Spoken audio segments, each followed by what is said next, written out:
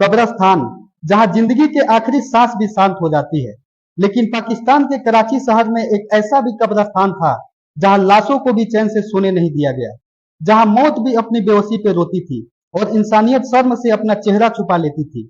ये कहानी है मोहम्मद रियाज की, एक ऐसा नाम जिसने जमीन के नीचे सो रही 48 लड़कियों की लाशों के साथ वो किया जिसकी हम और आप कल्पना भी नहीं कर सकते। वो रात के अंधेरे में कब्र खोदता और उन लड़कियों की लाशों को बाहर निकालकर उनके साथ वो दरिंदगी करता जो शायद मौत से भी ज्यादा भयानक थी। एक ऐसा पाप जो इंसानियत की चेहरे पर सबसे बड़ा धब्बा है। आज हम बताएंगे रियाज की पूरी दास्तान, कैसे वो शमशान में गुमनाम बन के घूमता था, कैसे 48 लाशों के साथ उसने हैवानियत की हदें पार की और कैसे एक छोटी सी गलती ने उस दरिंदे का पर्दाफाश कर दिया। मोहम्मद रियाज, जिसकी उम्र 27 साल, जो कि पाकिस्तान के पंजाब प्रांत का एक जगह है सरगोधा। सरगोधा का रहने वाला मोहम्मद रियाज एक काम की तलाश में कराची शहर जाता है। रियाज अलग अलग जगहों पर मेहनत मजदूरी करके जैसे तैसे अपना काम चलाता है। फिर एक दिन उसकी मुलाकात एक बजीरा नाम के लड़का से होता है। बजीरा कब्रिस्तान में कब्र की खुदाई और कब्रिस्तान के अंदर पेड़ पौधों में पानी डालने का काम करता था। तो बजीरा से मिलने के बाद रियाज अपने परेशानियों के बारे में बताता है। तो बजीरा उसी कब्रिस्तान में रियाज को भी काम दिलवा देता है। फिर रियाज और बजीरा दोनों एक साथ उसी कब्रिस्तान में काम करने लगते हैं। उसके बाद जैसे जैसे वक्त बीतता है तो धीरे धीरे उन दोनों में दोस्ती भी गहरी होती जाती है। फिर एक दिन रियाज की नजर बजीरा पर पड़ती है। वो देखता है कि बजीरा एक कब्र के पास जाता है और उस कब्र के एक तरफ के हिस्से को खोदता है और उस कब्र के अंदर चला जाता है। फिर आधे घंटे बाद बजीरा कब्र से बाहर निकलता है और फिर उस कब्र को वैसे ही बंद कर देता है जैसे वो पहले था। पहले तो वो कुछ दिनों तक उसे ऐसा करते हुए देखता रहा। फिर एक दिन रियाज बजीरा से पूछता है कि तुम ये क्या करते हो कब्र के अंदर जाकर। अब क्योंकि दोनों की दोस्ती गहरी हो गई थी तो बजीरा रियाज से सारी बात बता देता है। अब वो दोनों मिलकर उस काम को करने लगते हैं।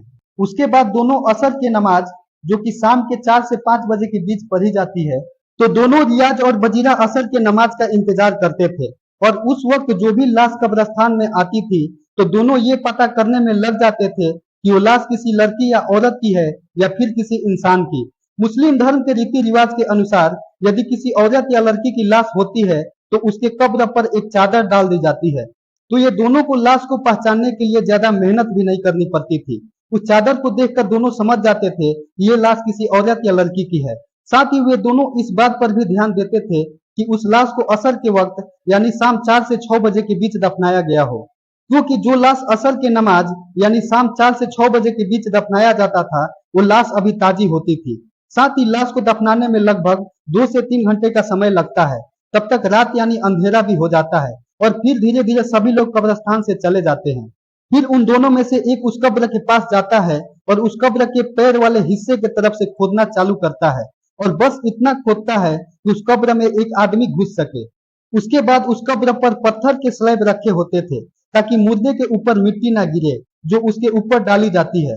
तो उनमें से वो एक पत्थर के स्लैब को हटाता है और उस कब्र के अंदर चला जाता है। फिर उस औरत या लड़की के साथ बलात्कार यानी उस लाश के जरिए अपने हवस को शांत करता है। फिर जब एक निकल जाता है तो दूसरा भी उस कब्र के अंदर जाता है और दोनों बारी बारी से उस लाश का रेप करते हैं और यह सिलसिला कई दिनों तक चलता रहता है। फिर एक दिन बजीरा की मौत हो जाती है क्योंकि बजीरा ड्रग्स और कुछ ऐसा नशा करता था जो अक्सर बीमार ही रहता था। बजीरा के मरने के बाद अब रियाज अकेला हो जाता है, लेकिन रियाज को इससे कोई फर्क नहीं पड़ता है। अब वो अकेले ही इस काम को करता है। वो पुलिस कस्टडी में खुद इस बात को स्वीकार भी किया था कि बजीरा के मरने के बाद भी वो कई लड़कियों और औरतों के लाश के साथ ये घिनौना काम करता था। बात है 31 अक्टूबर 2011 की। हर बार की तरह उस दिन भी वो एक लड़की के कब्र के पास जाता है जो कि हाल ही में दफनाया गया था। वो उस कब्र के पैर वाले हिस्से की तरफ से खोदता है और उस कब्र के अंदर चला जाता है। जब वो उस लड़की के लाश को देखता है तो उस लड़की के चेहरे से चादर हटा होता है। अक्सर ऐसा होता है कि कभी कभी लाश को दफनाते वक्त चेहरे से चादर हट जाता है। जब वो उस लड़की के चेहरे को देखता है तो उस लड़की की आंख खुली होती है और दांत बाहर की तरफ निकला होता है और उसकी आंख और दांत से एक रोशनी निकल रही होती है। ऐसा रियाज खुद अपने बयान में बताया था। फिर उसको लगता है कि लड़की शायद भूत बन गई है। वो उस कब्र से चिल्लाते हुए निकलता है और चिल्लाते चिल्लाते कब्रिस्तान से बाहर की तरफ भागता है। तभी उसको चिल्लाते देख कुछ लोग उसको रोकते हैं और सारी बात पूछते हैं। जब रियाज उन लोगों से सारी बात बताता है तो लोगों के अंदर इतना गुस्सा आता है कि लोग उस पर टूट पड़ते हैं और उसको वहीं पर मार देना चाहते हैं। आखिरकार कुछ लोग उसको भीड़ से बचाते हैं और पुलिस को बुलाते हैं। फिर मौके पर पुलिस आती है और उसको गिरफ्तार कर लेती है।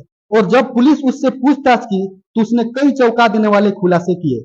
उसने बताया कि बजीरा के साथ मिलकर पिछले 1 से 1.5 साल के अंदर लगभग 48 लड़कियों और औरतों के साथ रेप किए और बजीरा के मरने के बाद भी उसने कई औरतों और लड़कियों के साथ ये घिनौना काम करता रहा।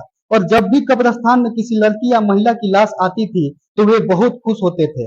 फिर पुलिस के जांच में जब उसने एक टाइम पीरियड बताया, यानी तब से लेकर जब तक वो कब्रिस्तान में नौकरी की थी, उस बीच जो भी लड़कियां या औरतें उस कब्रिस्तान में दफन की गई थी, जब ये बात उनके परिवार वालों को पता चली तो उनकी रूह कांप उठी। फिर उसको कब्रिस्तान ले जाया गया और उस कब्र की पहचान करवाई गई जिस कब्र के साथ उसने ये घिनौने काम को अंजाम दिया था। वो जब भी किसी लड़की या औरत के कब्र के ऊपर इशारा करता तो उस लड़की या औरत के परिवार वालों का दिल दहल जाता था।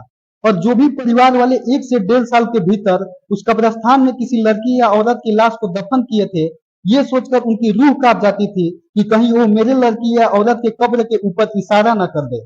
ये खबर पाकिस्तान में आग की तरह फैली। हर कोई इसे सुनकर दंग रह गया कि आखिर एक इंसान ऐसे कैसे कर सकता है। फिर उसके बाद ये मामला कोर्ट में पहुंचा जिसमें रियाज को कुछ मामलों में फांसी की सजा हो चुकी है। लेकिन हैरानी की बात यह है कि रियाज आज भी जिंदा है। आज भी वो पाकिस्तान के जेल में बंद है। उन परिवार वालों की उम्मीद आज भी इस बात पर टिकी है कि उसे कब फांसी की सजा हो जाए। इस सच्ची घटना के बारे में बताना हमें किसी धर्म या आस्था को ठेस पहुंचाना नहीं है, बल्कि हम आपको सचेत करना चाहते हैं कि आज भी ऐसे दरिंदे हैं जिनसे हमारी माताएं और बहनें मरने के बाद भी सुरक्षित नहीं है। आप सचेत रहिए, सतर्क रहिए। जय हिंद, जय भारत।